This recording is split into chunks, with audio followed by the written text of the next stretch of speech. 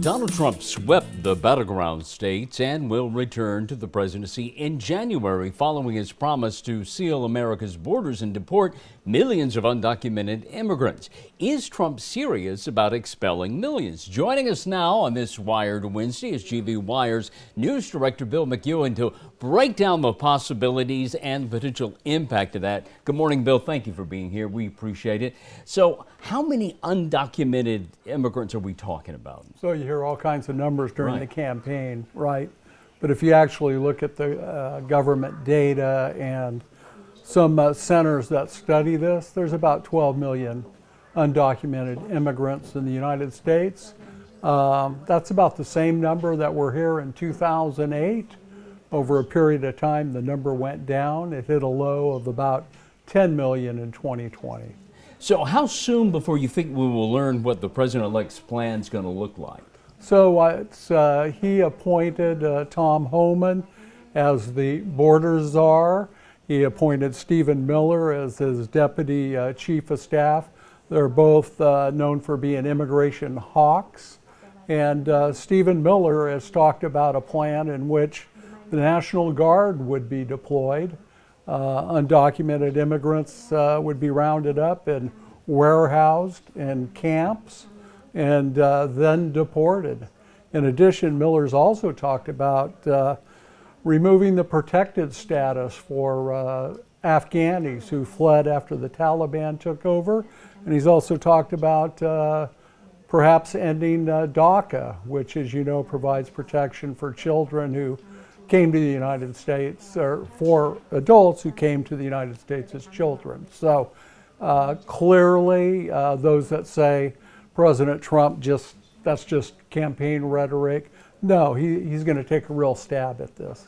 Now, we can understand that this would be life-altering for the people that are here, that are sent back to their home country. But what about those who remain in the United States? How would people here be affected, U.S. residents? Well, they would be affected in this way, and it would depend on the numbers deported. But if you look at agriculture, about 75% of the workforce is immigrant, whether legal immigrants or undocumented. So you can imagine the effect that would have on the ag industry. Where would they find their workers? Well, they'd have to start paying people a lot more money. And if they could get them, and the result would be we're paying more for our groceries once again. In addition, you look at the construction workforce in America, and about 20% of that is immigrant. So if immigrants are deported in large numbers, you could expect our housing prices, which everybody already is complaining about, would continue to go skyward. Jim, people say, that doesn't make sense to me. The bottom line, it's a kind of a story that's often overlooked. America's birth rate is so low that we've become dependent on an immigrant workforce, whether it's illegal or undocumented. So that would be the big question. Where would the workers come from if President Trump deports in large numbers? And what are the legal barriers that could derail the plans or at least amend the plans? Well, my read of the law and others' read of the law is that the president just can't send troops into states and pluck people out. In addition, as you know, Jim, you're up on your Constitution. We have this thing called due process in the United States of America that separates us from other countries. So that's in play as well.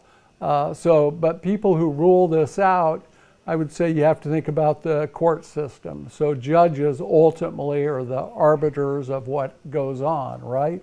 And we've seen with the Supreme Court in recent years, it's become very activist. It's become favorable to President Trump. We had Roe v. Wade overturned.